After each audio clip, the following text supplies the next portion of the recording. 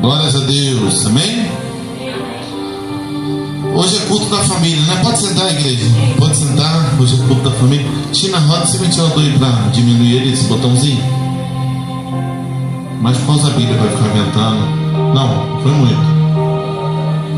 A Tina sempre foi assim, um pouquinho à toa, ela vai com tudo. Tina, um pouquinho à toa, ela vem com tudo.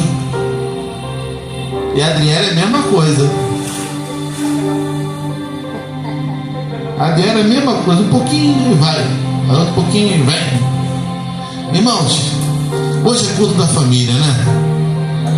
A família nasceu no coração de Deus, né? Você vê que Deus, ele criou um homem para ser administrador do jardim.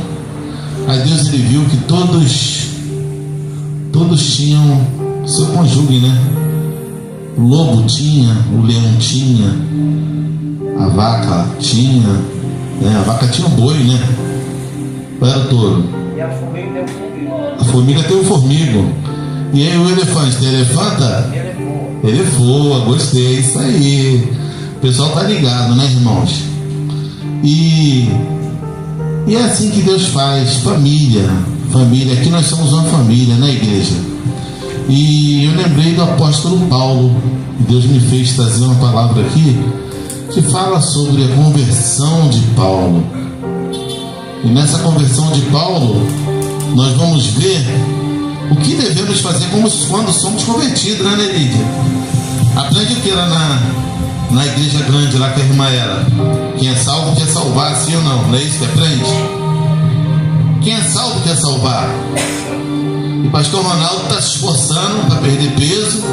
Primeiro que eu quero viver, eu não quero morrer, né? Já falei com Deus, nunca questionei a Deus. Eu falei, Senhor, me leva, Senhor. Não aguento mais tantas pessoas covardes que passam pela minha vida, caluniosos, mentirosos, pessoas que não se garantem em fazer as coisas e dizer eu errei. Eu não tenho dificuldade, todos me conhecem, né? Se eu errar qualquer um aqui, vem até mim, eu vou me retratar. Né? Então, irmãos, pregar sobre o apóstolo Paulo. Abra suas Bíblias.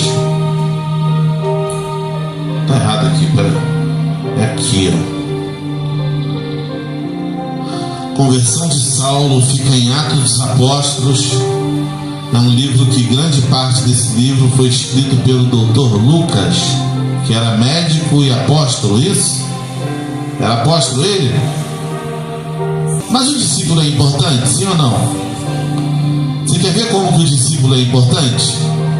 A Bíblia fala aqui sobre um discípulo chamado Ananias. Ananias, discípulo, não era apóstolo. O discípulo é menos do que apóstolo, né, na hierarquia, sim ou não? O apóstolo é discípulo, mas o discípulo não é apóstolo, então é bem menos do que ele. Mas só que Deus usa as coisas loucas para envergonhar as sábias. Ele usa os que não são para envergonhar os que são, ou que pensam que são. Porque Saulo pensava ser alguma coisa, não era nada, enganou a si mesmo. O homem pensa que é alguma coisa, mas quando encontra com o grandão da Galileia, ele cai em terra. Cai em terra. É só encontrar o grandão da Galileia, não tem esse, irmãos. Eu ouvi uma história de um ateu que o filho dele precisou chegar à beira da morte, e ele sozinho, ninguém evangelizou. Deus, se o Senhor existe, cura o meu filho hoje, e eu vou te servir por toda a minha vida. Eu vi a história de uma passageira, que eu falei que eu era pastor, eu falo que sou pastor para todos. Entrou no meu carro, eu sou pastor evangélico. Eu tenho o prazer de falar, sabe por quê, irmãos?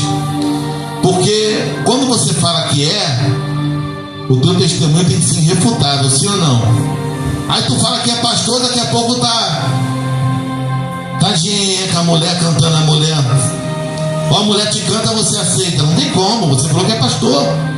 Pastor tem que andar igual trem. Tem que andar na linha, né? Quando você fala que você tem que ser, ou tem que dar testemunho de que verdadeiramente é. Não pode ter nome de que vive e é morto. Nós temos que ser carne viva do Senhor Jesus. Quando nós falamos que somos, nós temos que ser. Eu sou uma missionária, tem que ser. Eu sou um missionário, tem que ser. Eu sou um servo do Senhor, tem que ser. O servo vem para servir, sim ou não? Muitas das vezes o servo não quer servir, quer ser visto. Aí quando não é visto, vai embora. Aqui quem tem que ser visto é esse aqui, ó, Jesus, o Rei dos Reis e Senhor dos Senhores. Está bem aqui acima de mim, ó. Não olhe para mim, olhe para Ele. Eleva os meus olhos para o monte. De onde me virá o socorro? Do monte? Acima do monte, depois do monte. Ele está no céu, os pés aqui na terra, mas Ele é muito acima dos montes, amém? Abra aí tuas Bíblias no livro de Atos dos Apóstolos, capítulo 9. Saulo, respirando ainda ameaças e morte contra os discípulos do Senhor, dirigiu-se ao sumo sacerdote. Ele pediu cartas para as sinagogas de Damasco, a fim de que, caso achasse algum dos que eram do caminho do Senhor, da igreja, assim, homens como mulheres, os levasse preso para Jerusalém. Seguindo ele estrada fora, ao aproximar-se de Damasco, subitamente uma luz do céu brilhou ao seu redor, e caindo por terra ouviu uma voz que lhe dizia: Saulo, Saulo, por que me persegues? Ele respondeu: quem és tu, Senhor? E a resposta foi: eu sou Jesus, a quem tu persegues. Mas levanta-te, entra na cidade, onde te dirão o que te convém fazer. Os seus companheiros de viagem pararam emudecidos, ouvindo a voz e não vendo contudo ninguém. Então se levantou Saulo da terra e, abrindo os olhos, não podia ver. E guiando-o pela mão, levaram-no para Damasco. Esteve 3 dias sem ver, durante os quais nada comeu nem bebeu. Irmãos, é uma passagem muito forte, muito tremenda, no qual Saulo estava perseguindo. Era um homem que não tinha misericórdia, era um homem que não tinha amor ao próximo, não tinha amor à obra de Deus, porque ele matava judeus, matava grego, matava romano, perseguia quem fosse. Ele perseguia para prender, e muitas das vezes a julgava naquele mesmo momento e matava. Na verdade, ele não poderia matar um cidadão romano, tinha que levar a Roma. Mas quando era judeu, seu irmão, ele podia matar. Igual matou Estevão, que era judeu. E nada mais, nada menos, ele pensou que estava fazendo mal, estava fazendo bem. Ele transformou Estevão no primeiro mártir. E ali, irmãos, Saulo perseguindo e também respirando ainda ameaças. Quando a pessoa é má, Elite, a pessoa não só faz o mal, ele respira ameaça, respira com ódio. Você já viu um cachorro feroz quando está com ódio, como que ele respira? É assim, é o culpado, a pessoa que é malvada, que quer fazer o mal, que quer se levantar contra o irmão, contra uma irmã, contra uma igreja, contra uma liderança. A pessoa respira o mal, ameaça de morte, respira coisa ruim, irmãos.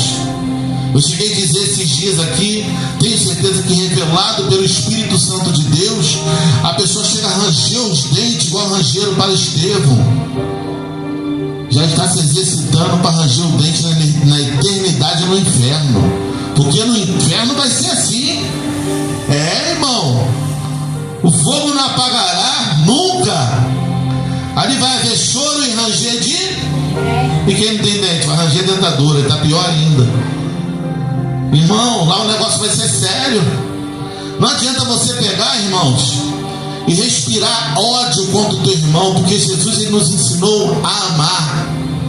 E ainda assim, irmãos, você vê, Saulo era um perseguidor.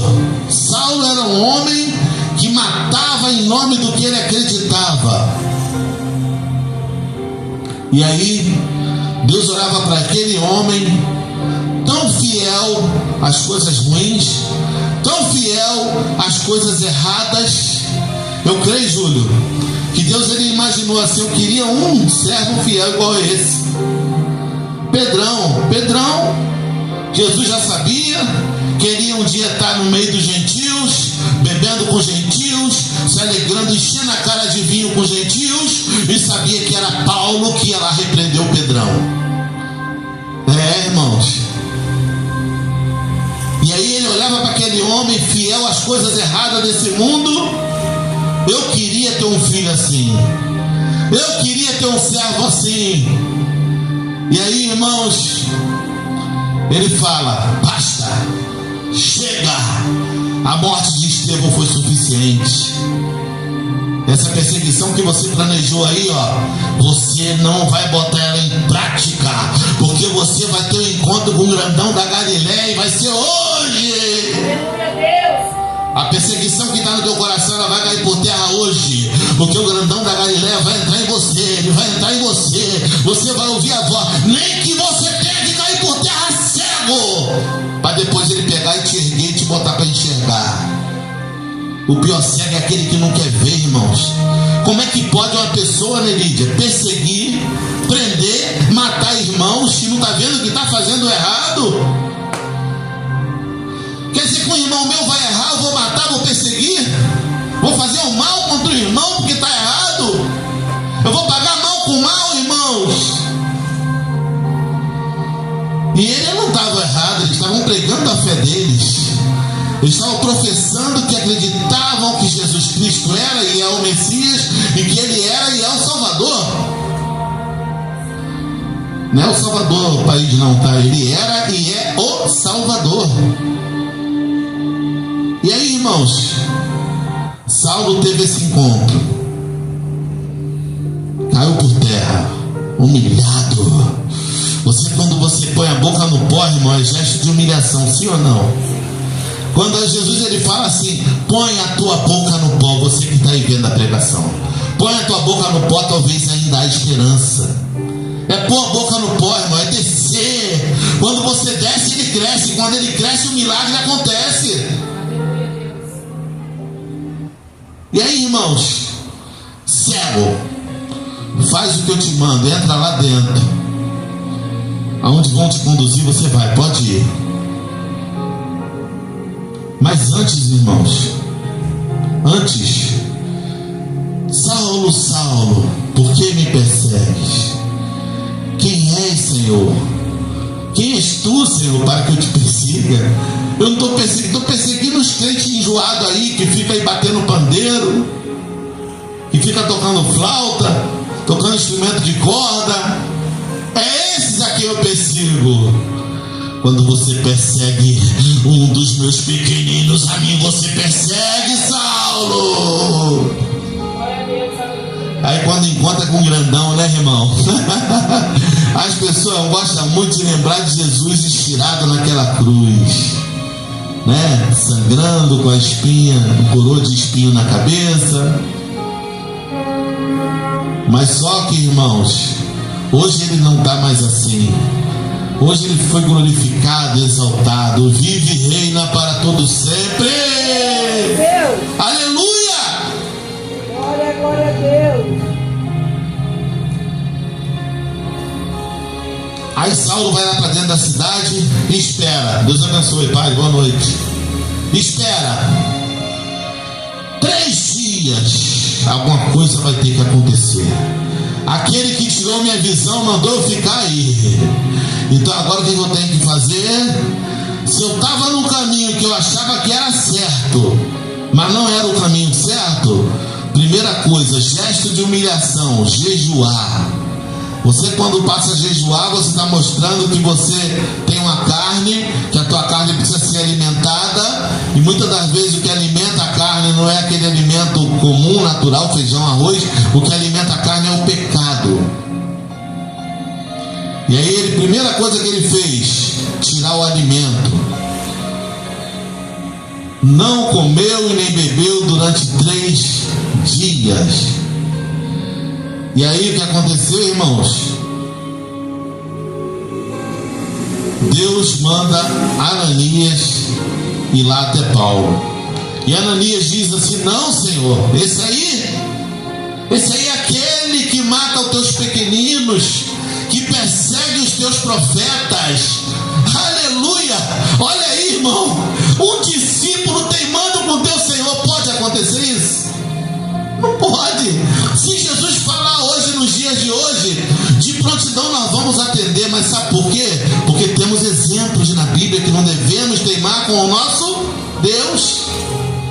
Aqui, vamos lá. Vamos lá, rapidinho. Ora, havia em Damasco um dos discípulos chamado Ananias. Disse-lhe o Senhor numa visão: Ananias. Ao que respondeu: eis-me aqui, Senhor.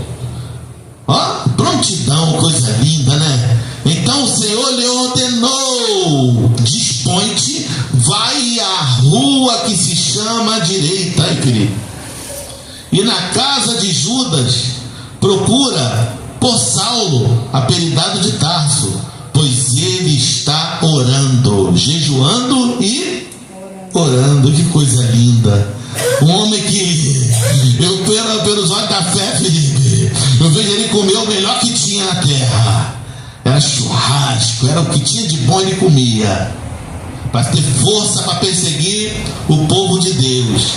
Mas aí ele está 3 dias orando e jejuando. Eu vi entrar um homem chamado Ananias e impor-lhe as mãos para que recuperasse a vista. Ananias, porém, respondeu: Senhor, de muito tenho ouvido a respeito desse homem. Quantos males tem feito aos teus santos em Jerusalém? E para aqui trouxe a autorização dos principais sacerdotes para prender a todos os que invocam o teu nome. Olha Ananias tentando tirar Jesus de jogada, né, irmão? Tem como você tirar Jesus de jogada?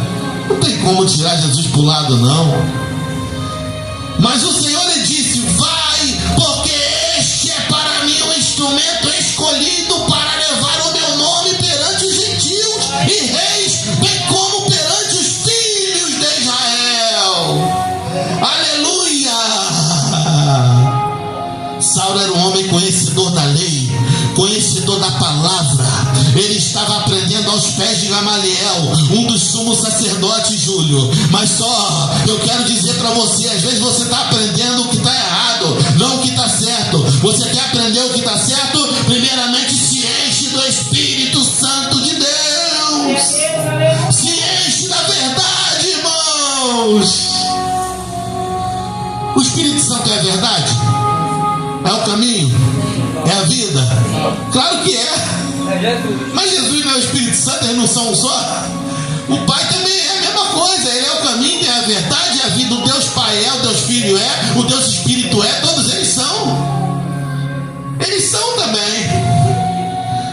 Você não ri não, hein, Tina? Você não ri não. Não ri não, você não vai falar dessa tua roupa aí, que você roubou os bate-bola no carnaval aí e agora está vestindo a roupa. É, irmãos, ele é, irmão. Ele nunca deixou de ser. Deixou de ser sim por um período, enquanto ele passou aqui na terra, 33 anos. Ele se esvaziou. Não usurpou de ser igual a Deus, mas agora ele é de novo. E o mais incrível, irmãos, é que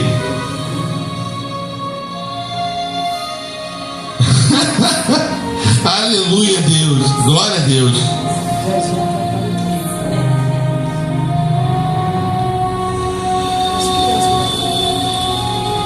Pois eu lhe mostrarei quanto lhe importa sofrer pelo meu nome.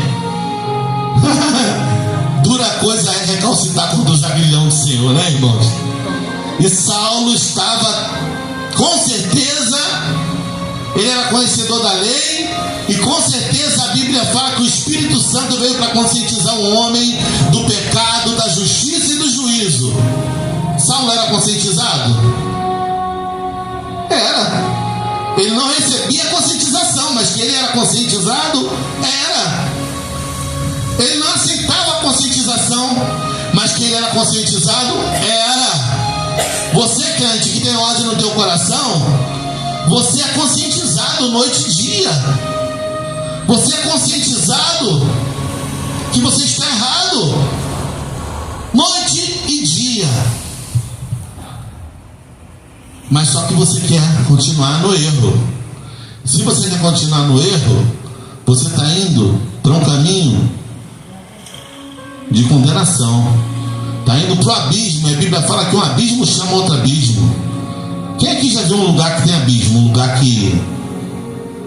de abismo, montanha, um lugar que se você descer ali já era.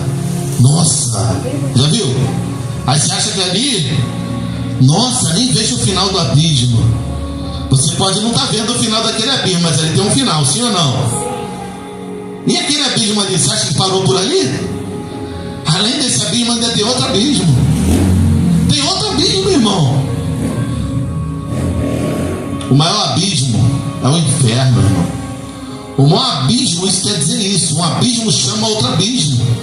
Você entra num abismo profundo, caminho de morte, e a morte leva à morte eterna, que é a condenação eterna. Está entendendo o mistério? Tem que fazer a coisa certa, irmão. Você não tem tempo de errar mais. Jesus está vindo buscar a sua igreja. Está vindo buscar um povo santo, lavado e remido pelo seu sangue. A Bíblia fala, irmão, tão enfaticamente, que no meio de um povo vai ser tirado um povo. Sabe o que é isso? Muitos estão na igreja, mas poucos vão se salvar. Uma coisa muito séria. Então Ananias foi e, entrando na casa, impôs sobre ele as mãos, dizendo: Saulo, irmão, o Senhor me enviou, a saber, o próprio Jesus, que te apareceu no caminho por onde vinhas, para que recuperasse a vista e fique cheio do Espírito Santo. Irmãos, nós vemos tantas heresias sendo pregadas por aí. Eu já vi pregador renomado dizer que o espinho que Paulo tinha na carne era, afirmando que era, com certeza era, homossexualismo ou homossexualidade. Aí o pregador ainda chega a falar: Felipe, por onde entra o espinho? Fez assim com a mão. Por onde entra o espinho? Não era. Eu já vi pregador também renomado dizer que o espinho que Saulo tinha na carne era a visão, que ele não ficou curado, que ele não ficou 100%. Aí Jesus agora faz as coisas só 70% ou 50%. Que Jesus é esse? Ele pode sim ter a visão fraca de um homem idoso que não enxergava muito mais, mas não que isso era o espinho na carne de Saulo. Nós podemos até especular muitas coisas, mas não podemos afirmar com certeza qual era o espinho na carne de Paulo.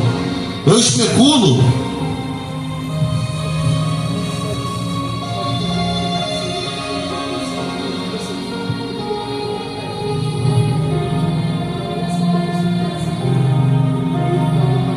isso, podemos conjecturar que seria uma depressão, porque ele matou muita gente e o mal ficava acusando ele. É por aí que eu quero chegar. Quando a Bíblia fala do espinho na carne, ele fala do espinho na carne dele, que pediu para Deus tirar, e Deus falou que não ia tirar, porque a minha graça te basta. Ele falava que era o mensageiro de Satanás que esbofeteava ele dia. Qual mensageiro de Satanás vai te esbofetear? Te acusando dos teus erros, te acusando do teu passado, te acusando de coisas que você fez, de coisas que você não fez. É isso que o diabo faz, irmão, é te acusar. Existia um demônio que acusava ele dia e noite. Mas por que Deus permitia, pastor? Eu não sei em qual área que acusava. Não sei em qual área acusava. Pode ser nessa, eu gostei, Felipe. Ele matou muita gente, e ali o demônio ficava acusando ele. E é o que aconteceu. Mas só que uma coisa você pode dizer: era algo no nível espiritual, porque a Bíblia te dá base para isso. Era acusação maligna, era acusação do diabo. Mas Bíblia fala, irmão, dos teus pecados não me lembrarei mais. Aleluia. Você não tem que ter medo do diabo. Quem já viu aqui na igreja o diabo tentar me acusar? Quem já viu aqui ele tentar me acusar? Tina, Júlio, quem mais? Meu pai já viu. Só aqui, Felipe, no mínimo umas 3 vezes ele tentou me acusar. No mínimo umas 3, pelo menos umas 2 ou 3 ele tentou me acusar.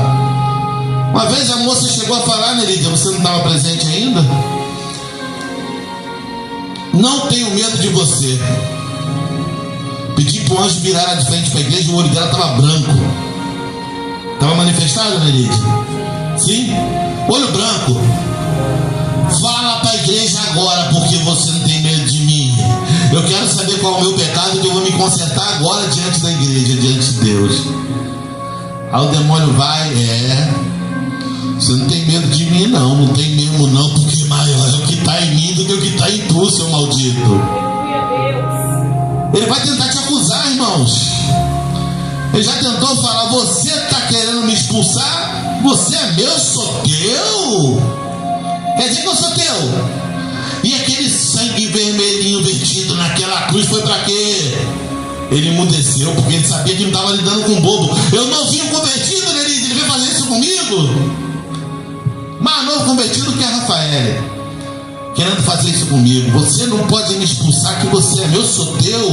E aquele sangue vermelhinho que foi vertido naquela cruz foi para quê? Para me purificar. Aleluia. Vou fazer um negócio com você. Você vai dizer assim, ó: você é meu em nome de Jesus. Em nome de Jesus você não mente. Fala com você em nome de Jesus, que eu deixo você ir embora e levar teu cavalo. Não falou. Eu vou fazer outro negócio com você. Tu vai olhar dentro do meu olho. Rapaz, era altão dele, a minha mão, ó. Fica aqui em pé, Júlio, por favor. Fala, vem cá. O Júlio é alto, né? Em relação a mim, ele é alto. Aqui, ó. Olha a altura do rapaz, ó. A minha mão vinha na testa dele. Olha a altura do rapaz aqui, ó. Eram 2 metros, 2,10 m que esse rapaz tinha. Minha mão só vinha na testa dele, me esticando todo aqui, ó. Pode sentar, Júlio, obrigado. O rapaz era muito alto e forte. Alto e forte. Vou fazer um negócio com você, rapaz manifestado. Tu vai olhar dentro do meu olho. Se você olhar dentro do meu olho, eu deixo você ir embora e levar o teu cavalo. Aí ele começou nele, já que ele começou a fazer. Ele começou a se mexer assim. Ele estava desencaixando no incorporamento dele, para virar a cara dele pro outro lado e botar o cavalo dele cara a cara comigo, porque ele não ia olhar no meu olho. Aí eu falei: você não vira a cara pro lado e bota o teu cavalo cara a cara comigo não, senão o anjo vai te meter a espada. Ele começou a gritar cheio de ódio, queria me enganar. Ele, quando tenta enganar o crente de verdade, ele bate com o fusquinha dele na carreta de Jeová, irmão. Não fica roda sobre roda, porque quando ele pega um crente que é de verdade, ele se dá mal. Tem que ser de verdade, igreja. Não tem que ter medo do diabo. Tem muitos por aí que tem medo do diabo, irmãos. Aquele testemunho que eu dei aqui da moça grávida, eu esqueci de falar uma das partes dele. Eu não sei se era presbítero, evangelista, um ministro de igreja. Eu não vou botar a mão não, porque isso aí é trabalho feito, vai acabar com o meu casamento. Que isso, rapaz? Vai se converter, rapaz. Vai se converter, tu vai deixar a mulher grávida endemoniada com medo do diabo acabar com o teu casamento? Tá errado. E aí, vamos lá.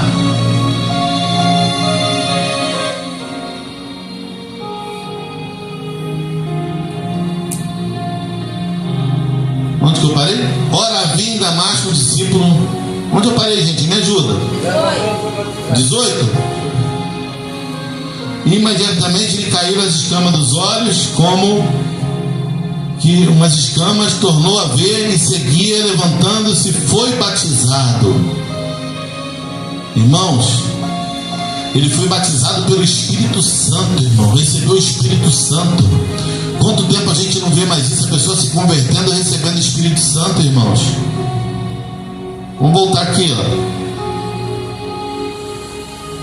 Então Ananias foi entrando na casa, impôs sobre as mãos, dizendo: Saulo, irmão, Imediatamente lhe caiu a escama dos olhos. Versículo 18: como que umas escamas tornou a ver, e em seguida levantou-se e foi batizado.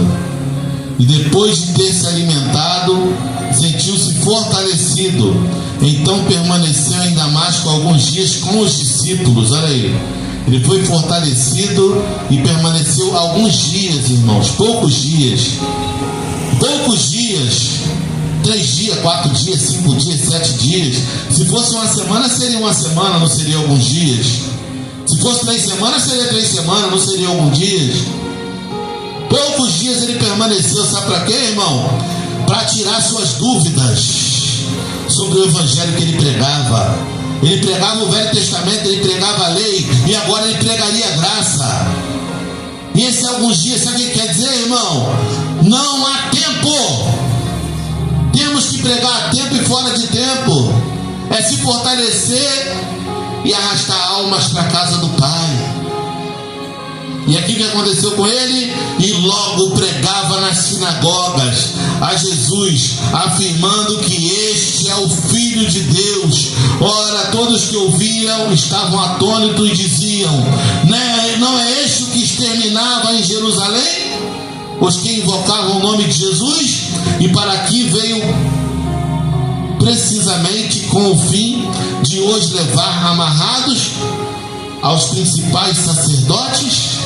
É ele mesmo, só que agora ele teve um encontro com Cristo Jesus.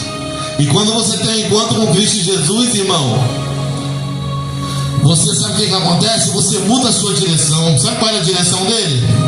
A direção que ele tinha era perseguir, mas agora a direção que ele passou a ter era ser perseguido. Ele fala: o viver é Cristo e o morrer é lucro, é ganho. Paulo pensava ser alguma coisa. Muitas das vezes, irmãos, nós pensamos ser alguma coisa. Uma das coisas que pensa ser alguma coisa é o ferro. O ferro é forte, né? Qual o material mais forte que existe? É o ferro. Aí ainda faz e bota um monte de coisa, inventa a forma de botar nióbio, transforma no aço mais forte, mas tudo vem do ferro. Aí o ferro pensa: eu sou forte, eu sou ferro. Aí o ferro se soberbece: sou ferro, sou forte. Aí vem o fogo, derrete o ferro. Aí o fogo diz pro ferro: quem é forte sou eu derreti você. Aí vem a água, apaga o fogo. Aí a água diz: quem é forte sou eu.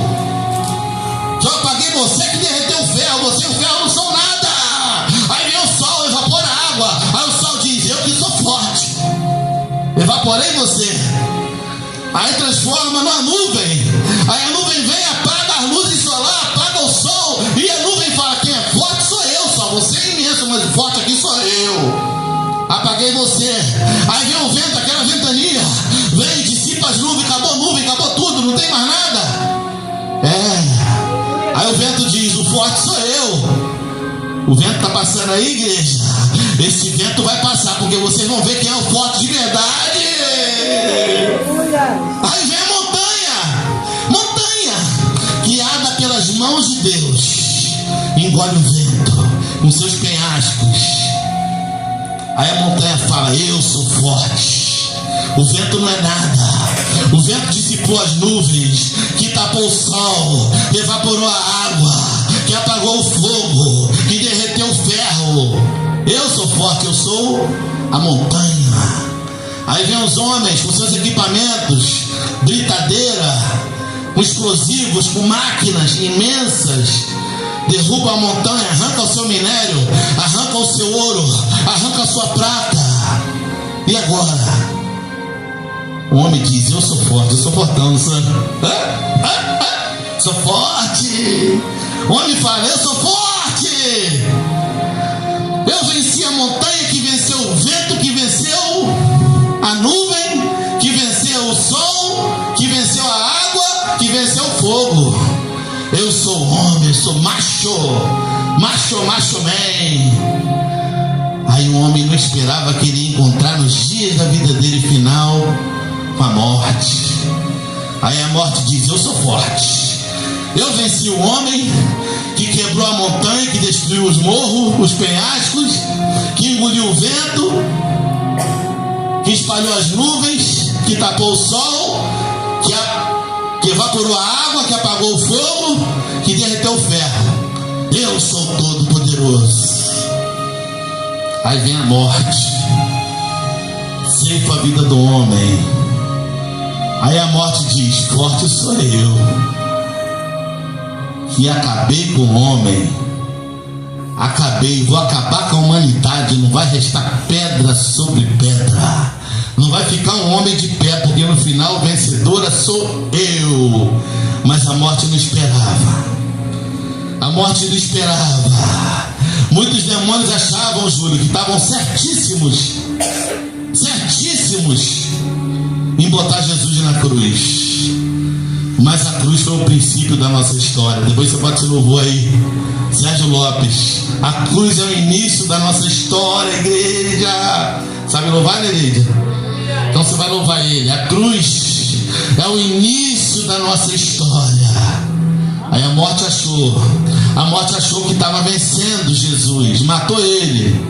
Mas na verdade não foi a morte que levou Jesus.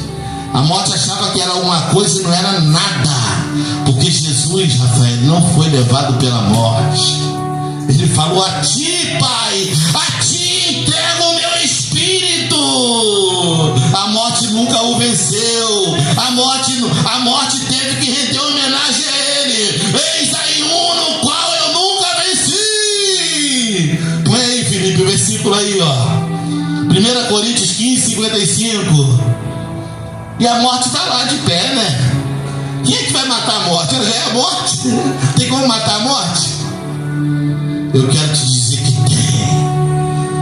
A morte vai ser lançada no lago de fogo e enxofre e vai arder eternamente. Mas como é que é isso, pastor? Tava lá 3 dias de festa no inferno.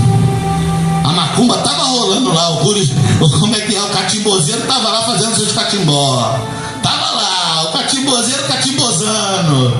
Daqui a pouco, meu irmão, aquela grande luz chegou lá, e disse assim: onde está a morte, a tua vitória? Onde está a morte, o teu aguilhão? Aleluia, palmas do Senhor. Onde está a morte, a tua vitória? Ele venceu a morte, ele venceu. Ele venceu, igreja. E com isso ele nos fez mais que vencedor. Ele nos fez, se tem uma coisa que nós somos mais do que ele, é mais do que vencedor, porque ele nos fez mais que vencedor. Amém? Bem, Lídia?